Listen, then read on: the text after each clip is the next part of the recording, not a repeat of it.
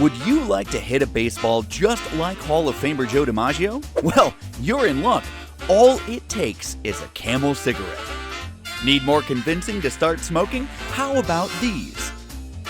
Give your throat a vacation. Smoke a fresh cigarette. Our brand of cigarette gives immediate relief from asthma, cough, bronchitis, and influenza. Our cigarettes are just as pure as the water you drink. What? I suppose if you're drinking sewer water, yep, it's me, Brian. You may be wondering why exactly is my world history class promoting smoking, and why are they lying to me? Well, don't worry, we're not doing either. We know these statements sound ridiculous, and that's because they are ridiculous. Believe it or not, these are quotes from actual cigarette ads in the United States. So, just because a source tells you something, it doesn't make it true. As historians, we need to be able to distinguish credible sources from those that can't be trusted. Are you ready? Let's add another tool to our historian's toolbox.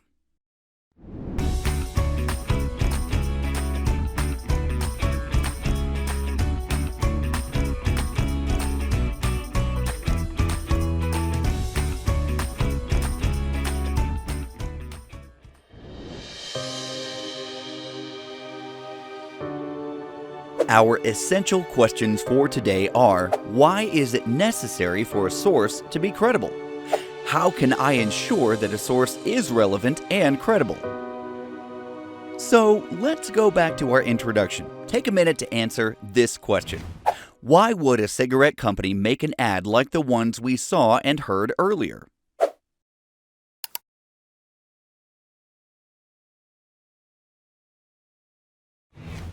You probably know that ads are created to make money, and cigarette companies want to make money. They want to show you that their product is better than their competitor's product. Now, let's follow up with a second question. Is there anything in the ads that stand out to you as possibly false? Explain.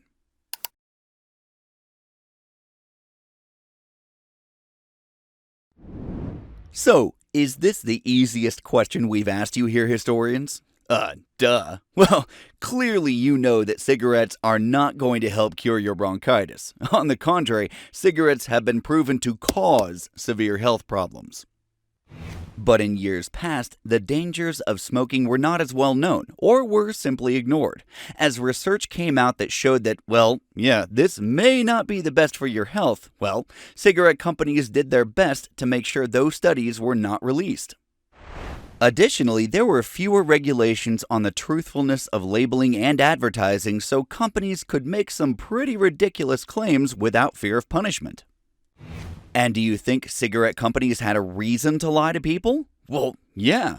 Just like we mentioned before, money. If people know that a product will kill them, they won't buy it. Based on this bias and current scientific evidence, you know these ads cannot be trusted. As historians, we want to use sources that are credible or trustworthy. If you can't trust your sources, then your research and final product will have errors. And as a historian, your credibility is called into question when you use false information, even if you aren't trying to mislead anyone and it was an honest mistake. So that's why it's vital to make sure that your sources can be trusted. We're all working together to refine our understanding of events that happened centuries before we were even alive.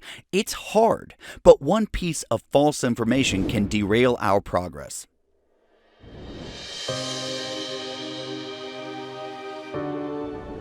So, whenever you are engaging in independent research and come across a resource you may want to use, you should make sure to use ROAR. Yep, you heard that right. I ain't lying to you. ROAR stands for Relevance, Origin, Aim, Reliability. Take a second to write down what you think each word of the ROAR acronym means in the context of searching for appropriate research sources.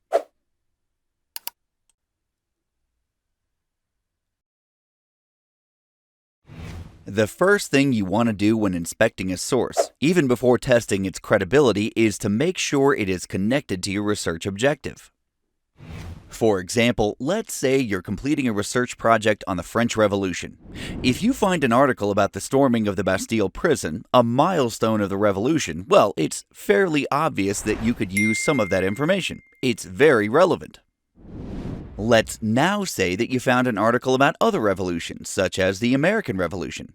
While it may not be as obviously linked, don't write it off yet.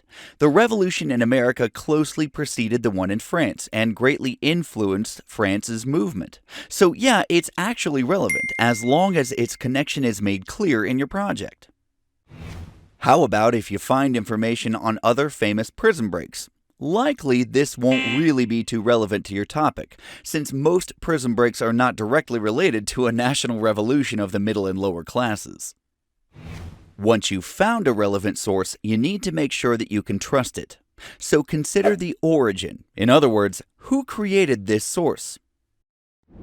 While researching the French Revolution, you come across an online presentation uploaded by a 7th grader for their history class. You also find an article written by a history professor. Which will you choose? Well, both are secondary sources, but where do they come from? One is from a 7th grader, and the other is from a history professor. Now, this is not to say that the 7th grader didn't do a good job. In fact, all of their information might be spot on, and maybe they received an A on the project. But we only have a limited amount of time in our lives to research, and the better bet for a solid source would be the article by the history professor. Next, you should look at the aim of the article. In other words, why was it created? If it's by a college professor, no problem, right? Well, perhaps the college professor may have written the article with a subjective angle. Why? Because historians, like everyone, have biases as well. Perhaps she wrote it in support of a hypothesis that the French Revolution was the single most important world event of the 18th century. In this case, she might, even unknowingly, exaggerate the events of the French Revolution to make them seem more significant. In that case, you'd want to steer towards a more objective article. And that's a good course of action, unless you're purposefully looking for obvious examples of bias. You'll want to avoid overly biased or opinionated articles when researching. Think to yourself, is this article trying to convince me of something? Is it appealing to my emotions rather than making logical statements? Are the words in this article creating overly positive or overly negative sentiments? If you answer yes to one of these questions, well, it's likely too biased for you to use. You'll also want to make sure that the author considers multiple points of view. Maximilien Robespierre was an extremely influential contributor to the French Revolution. And we'll emphasize that word, extreme. Robespierre is known for his role in originating the first version of French democracy. He's also known for contributing to the execution of over 17,000 political enemies in an era known as the Reign of Terror. If an author is only considering one of those two sides of Robespierre, well, you're not getting the full picture. Our final checkpoint is the second R, reliability. And this is the final and most important test. Checking off origin and aim will give you a better chance of finding a reliable source, but it all comes down to this. If your source is authoritative and it's on a trustworthy website or in published form, that's a good start, and you likely don't need to do much more. A reputable encyclopedia could help you to briefly cross-check what the history professor wrote.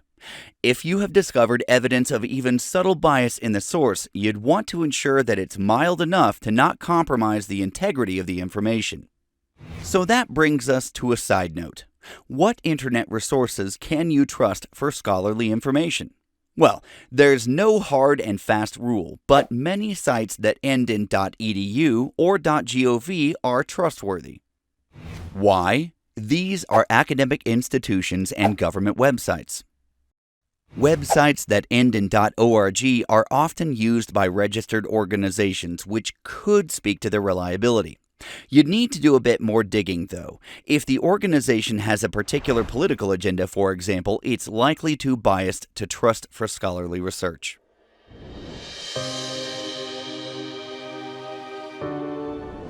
In our course, we'll have some extension activities which will put you in charge of gathering information on your own, so you need to know how to find the right information. So just remember, when you find a source, all you have to do is roar. Keep searching, folks, because history is everywhere. Hey!